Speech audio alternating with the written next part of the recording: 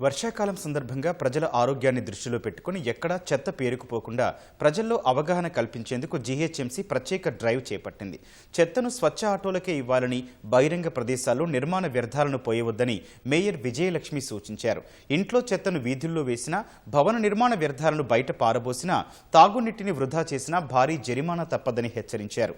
ఈ మేరకు నగరంలో జీహెచ్ఎంసీ అధికారులతో కలిసి బంజారాహిల్స్లోని ఎన్బీటీ నగర్లో ప్రీ మాన్సూన్ శానిటేషన్ డ్రైవ్ను లాంఛనంగా ప్రారంభించారు.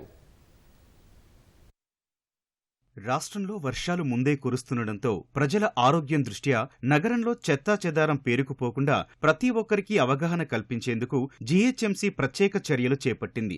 గ్రేటర్లోని 6 జోన్లు, 30 సర్కిళ్లు, 150 డివిజన్లలో ప్రీ మాన్సూన్ శానిటేషన్ డ్రైవ్ను నిర్వహించబోతోంది. అందులో భాగంగా ఈ శానిటేషన్ డ్రైవ్ను జలమండలి అధికారులతో కలిసి మేయర్ గద్వాల విజయలక్ష్మి ప్రారంభించారు. ప్రతి డివిజన్ను 3 రోజుల్లో పరిశుభ్రం చేసి మొత్తం 150 డివిజన్లను పరిశుభ్రం చేయడమే లక్ష్యంగా నిర్వహించ తలపెట్టామని అధికారులు వెల్లడించారు.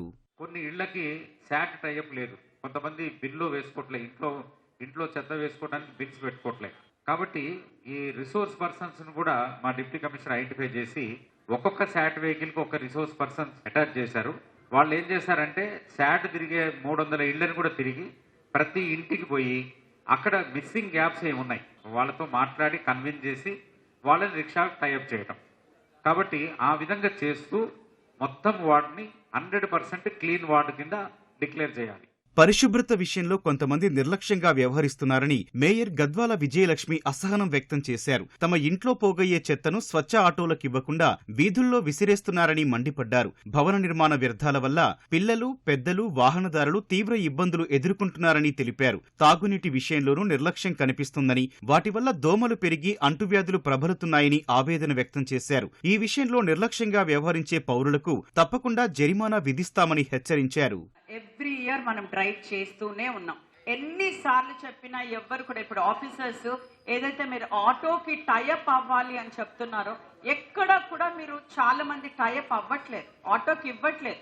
నేను నా కళ్ళతో కూడా చూసాను. బిన్స్ తెప్పి చేశాక కూడా మీరు అందరు కూడా బయటే వేస్తున్నారు. లైట్ వస్తలేదు, ఇది వస్తలేదు అని చెప్తారు కానీ అక్కడ గార్బేజ్ ఉంది, చెత్త చాలా ఉంది మన ఇంటి ముంగల అని ఎవ్వరు కూడా వచ్చి నాకు కంప్లైంట్ చేయడు.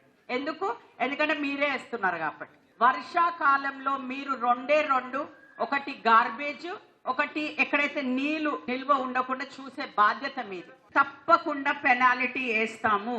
మళ్ళీ వచ్చాక మాకు ఇంత పెనాల్టీ పడ్డది, మేము గవర్నమెంట్ కి వ్యతిరేకం, అట్లాంటివి కాదు. ఇది మన కోసం, ఇది మీకోసం. జీహెచ్ఎంసీ చేసే ప్రతి కార్యక్రమానికి తమ పూర్తి సహకారం ఉంటుందని జలమండలి అధికారులు తెలిపారు. వర్షాకాలంలో వాటర్ లాగింగ్ ఏరియాల్లో రెడ్ కలర్ లో ఉన్న మ్యాన్ హోల్స్ ను ప్రజలు తెరవొద్దని జలమండలి విజ్ఞప్తి చేసింది.